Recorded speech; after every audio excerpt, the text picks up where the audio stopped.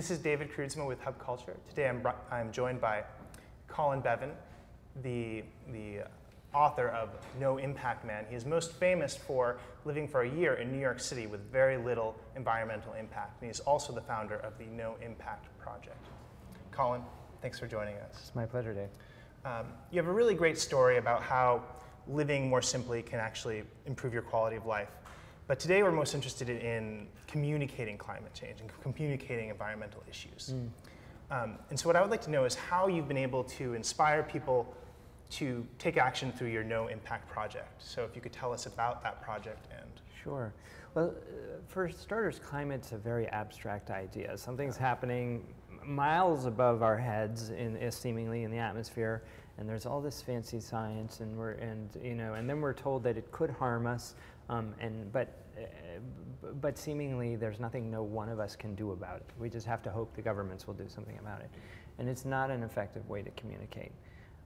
What No Impact Man, that project and the No Impact Project is about connecting the seemingly abstract issue of climate change to everybody's personal lives. Because the fact of the matter is, when we drive our cars, when we buy things, when we heat our homes, we're contributing to climate change.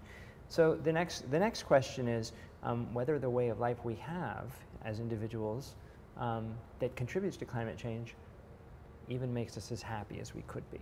So, I mean, I think particularly in the United States, where the economy has been falling apart, people are getting kicked out of their homes because of the mortgage crisis, this question of a consumption-based economy is beginning to seem more and more meaningless to people. And that paradigm, the consumption-based economy and climate change, are intricately connected. So if people can understand, like, maybe I could find a way of life where I'm not dependent on going to work on my job 10 hours a day so that I can buy a lot of stuff and have barely 2 weeks a year off. Maybe if I could find a way of life that's more based on my local community, on my friends, not consuming so much but having connection, I can make my life better and the planet's life better too. So this is very interesting to me, because as someone trying to communicate climate change, I'm often told that we need to frame this in terms of progress and not in terms of back to nature, which is, a narrative that's a lot of time in the environmental movement. And so do you find you get pushback because people hear about what you're trying to do and they think, oh, that's eat my spinach, that's go back to the Stone Age? Right. No, because progress is, so I often say this, in 2009 we had better cell phones than 2008, in 2010 better than 2009. No doubt 2011 better cell phones than 2010. The question is that progress, or is that the same year in and year out? Meanwhile, 1 billion people on the planet don't have access to clean drinking water.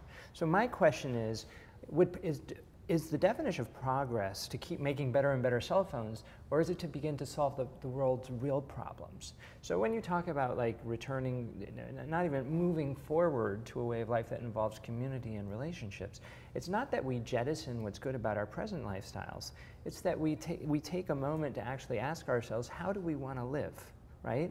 And then move forward, because you can't have progress without asking yourself, how do you want to live? And so the real question is not progress or not. The real question is, what does progress really mean at this stage? And I'd argue that real progress at this stage is a way of life that's both better for the people and better for the planet. And my initial reaction when I heard about your project was to think about the 2 billion people in the world that live on $2 a day or less and that need more wealth, more development, and not simpler lives. Right. How do you reconcile those needs with this mess? How do you message that? And how do you reconcile what you're doing with that need around the world? Well, let's be clear. We're not trying to sell laundry detergent here. We're not trying to figure out one message that speaks to 1 billion people so that we can sell as much laundry detergent as possible. And that's not the approach you can take with climate change.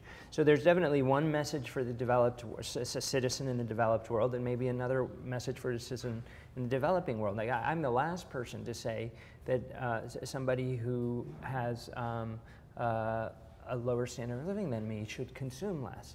But here in the United States and in Europe, we consume far more than our fair share of resources.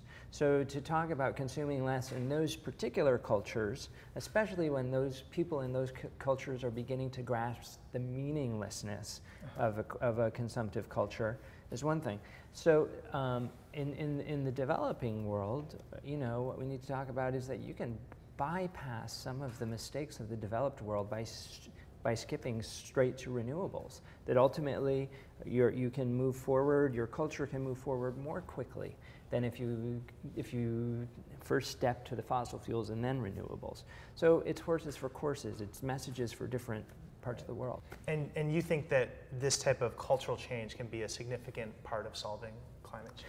Cultural, it has to be, because you know if you get yourself a progressive administration that does something about climate change, and by the way, our progressive administration is not doing anything. But let's just say, for the sake of argument, that it becomes a liberal agenda. They do something about it, and then the next 4-year cycle, we have a conservative administration that repeals it. So it can't be. There's no way we can't win on climate change. We have to transform as a culture. The entire culture has to believe that it's better to live sustainably in renewable energy, so that it's not a political football. It can't be something that later is repealed. We can't force it down half the nation's neck. And do you think we're getting there at all? I mean, I do. So here's the difference between the United States and Europe. Europeans are political animals. You know, they read more newspapers, they vote more, they talk politics more at all levels of society. In the United States, we emphasize the life of the individual or the local community, right? So while we're falling way behind the rest of the world on federal legislation, if you look at what individuals are doing, if you look at what towns are doing, municipalities, if you look at what some states are doing, a lot is happening. It's just that it's happening on a more individualized level. And that comes from our national character. That's just the way that we are. And you know, once it just really lights fire at the individual or the local level, it will rise up to the federal level too. That's great. Colin, thank you so much. It's my pleasure, Dave. Thank you. I'm David Kroodsma with Hub Culture, joined by Colin Beavan of